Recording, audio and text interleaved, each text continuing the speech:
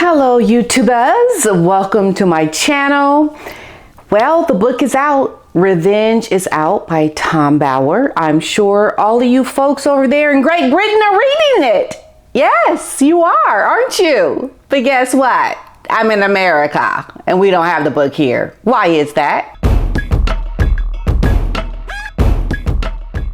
So as we know that this book is not over here in the States, and I'm assuming most likely it has something to do with the fact that Meghan and Harry, Megs and Harry, they got their old skanky butts over here in the States, and they're having some influence on that. And why would they have some influence on something like this here in the States? Well, it just looks like there are certain laws around the sources that are quoted in the book that the American rights publishers, they require certain rules around not having so many anonymous sources. I don't know, some nonsense like that. Like, give me a break. Give me a break. But the good thing is that Tom Bower, in his work as a journalist, as an author, he's been able to give information that validates the things that myself and other YouTubers have been talking about since this couple came out on the world stage, acting like fools. And we've finally been able to be vindicated around the things we have been saying. And not only that, props to Miss Samantha Markle. Yes, Miss Samantha Markle has been telling us these things that she's gotten a lot of flack for, because people thought, oh, you just jealous. Why are you saying stuff like that? That's your sister. Why are you acting like that? Like, people would give her so much backlash that she is still putting up with this to this day. And I've done a nice interview with Samantha about some things, and I hope that you will watch this video because it is very enlightening.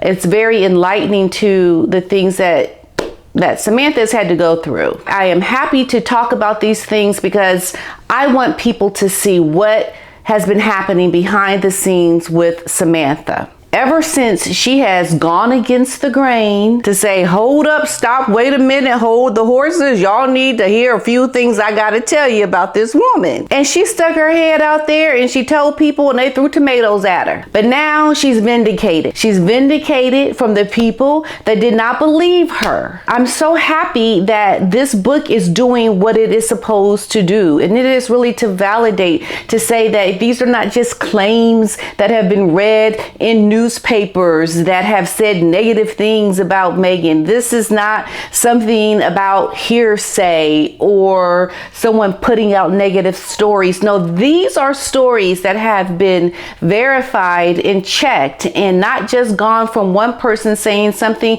but collaborated by other people. And we have information that we can really rely on now to be truthful. And this, my friends, is really telling, because it shows you the fight that Meghan and Harry have put up to not allow this book come out in the States, because they know it's true. They know it's true. And this is part of a whole nother problem that Meghan and Harry are relying on, is the non-informed people that will buy the narrative that they trying to, like, they putting it out there, you know, they're painting the picture. They're doing all these things because they don't want you to know these things about Harry and his wife. They don't want you to know it. At the end of the day, you know, I don't want to be talking about things that are gossip or hearsay. But what I do want to do is enlighten people to information that we need to pay attention to. Because when you have someone like a Meghan, when you take what she's been able to accomplish and you take that ambition and you couple it with relationships with people who have been damaged because of her go ambitious attitude to get whatever she wants by any means necessary, when there are other people who are being harmed by that, it's important that people would speak up and talk about it, because it could lead to her being in a very high space and having very detrimental repercussions to people that don't have a voice, to the peons. And this is why I say what I say, because I want to look at it from a way that we can learn something about, you wrong, you don't do that. And it's not to be, we're trying to create this dialogue of negativity around someone that is out there doing great things. Leave the girl alone. Not that kind of a thing. It's like, oh no, girl trying to do great things, you better watch out, she gonna stab you in the back. Yes. And you need to enlighten people, warn them, hey, emergency. You do not need, you looking at something that's not what you think you're looking at. Well, this book has come out, and for me, it just is a validation. It's a validation that we cannot have someone like Meghan as a role model for women or for women of color. We can't tolerate it. We can't have this be the person that we're looking up to. And this can very easily happen when they are trying to prevent information from coming into this country that's going to really inform people from, reliable sources, that these things that are being said about her in this book are true. It's true. And I must say, when I spoke to Thomas Markle, he told me a lot of the things that are in this book now that I just could not tell you guys because, I could not divulge certain things. So I know firsthand from Mr. Markle saying the things that he has told me, and even some other things. And I don't even know if you guys caught, there was some really good, deep nugget information in my conversation with Thomas that I'm surprised some people have not mentioned. And it's pretty, if you look at it, you can catch it because it kind of slips in and slips out real subtly. And I don't know if people are picking up on it, but hey, maybe it will be in the book. I don't know because I don't have it. I did order it, but it hasn't come yet. But I'm hearing everything that's coming out and paying very close attention to what is actually in the book. But my whole thing is that we cannot be duped by this, because when we have someone that is this ambitious, who has been able to connive her way into a family of this stature, and now wants to have political ambitions, we gotta watch out for her. Because you trying to come over here and infringe upon my rights. You trying to come up over here in America and infringe upon my rights. And we got a problem with this. Okay, we cannot allow this to happen. And I can see this as being something that could lead in a very bad way for people that do not align with the connive and scheming of this couple. Because, they're all on this campaign trip of trying to educate people around misinformation, because they have a real problem with people coming out and telling the truth. We don't like it. They don't like it. And so they're going to try to suppress that voice of the truth sayers because it directly reflects negatively upon them. And I've always said, just be better and you don't have to worry about what people are going to say. And the things around the tea and how she's treated Charlotte at the wedding, when she apparently, it looks like, was being a bully to a child. Who is a bully to a child?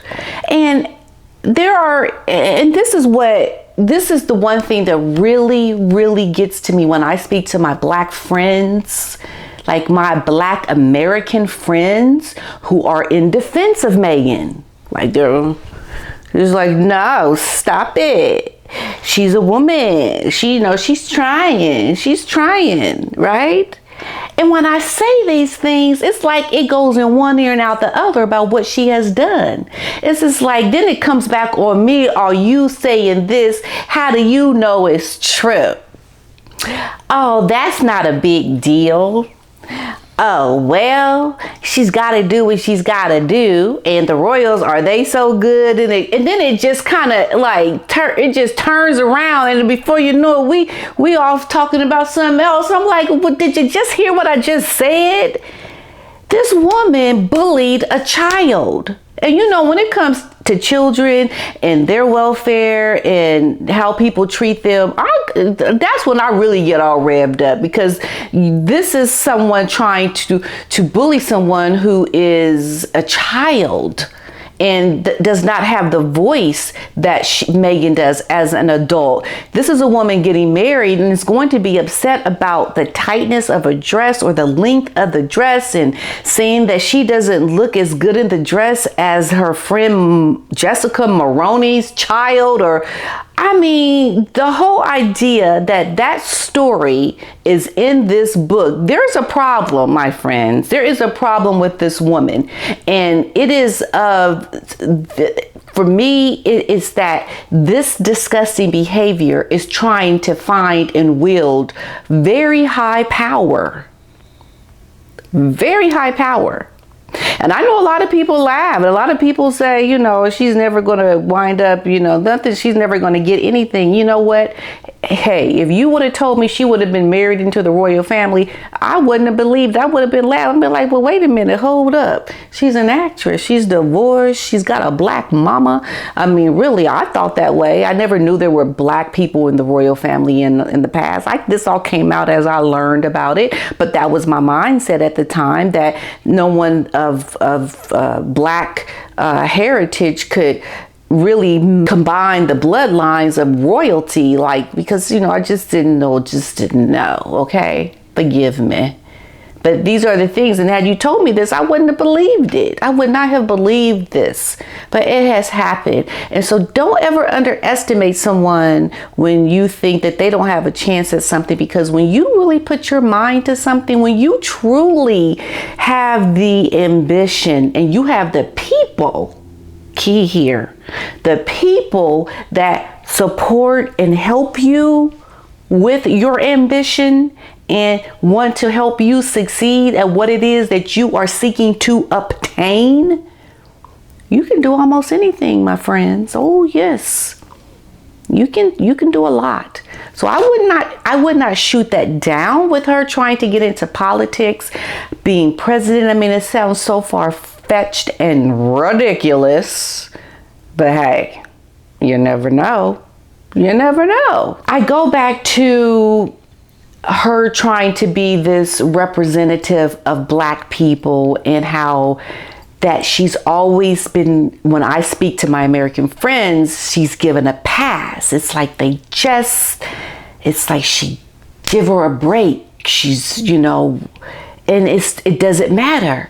And I wonder, how would they feel if I were to tell them this story about what she did to this Charlotte? How would they feel about that? You know, they would brush it off as you don't know if that's true. It's almost like you have to have a camera and a microphone and say, okay, go and reenact what you just did so I can have some proof that you really are like this. It's almost like you have to almost do this. You can't just tell people that a respected journalist who has verified the account of the story said this in a book and they believe you. It's almost like you can't even do that because it's in a book. You need proof. And so until Meghan comes out in a very big, grandiose way that's very obvious to her behavior and who she is as a person as described in this book, it's almost like they won't believe it. And I don't know why that is. I really do not understand why, when you tell someone something and it's collaborated with other people saying this, and the person that has put it in writing is a respected author and journalist, that this could be true. The fact that it's even there, like, don't you have a problem with this? And I don't understand why my fellow Black American friends do not see this.